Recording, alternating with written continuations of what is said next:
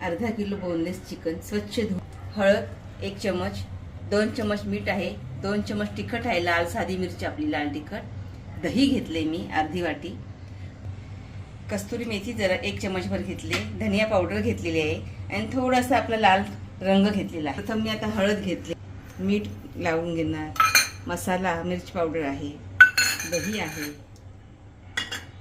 कस्तुरी मेथी आहे, धने पावडर आहे आणि थोडासा लाल रंग।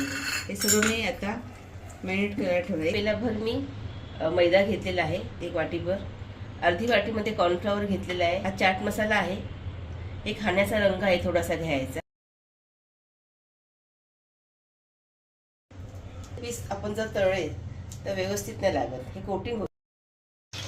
दोन्ही साईडने पीसेस व्यवस्थित तळून घ्यायचे। आता आपले सगळे पीसेस तळून झालेले आहेत।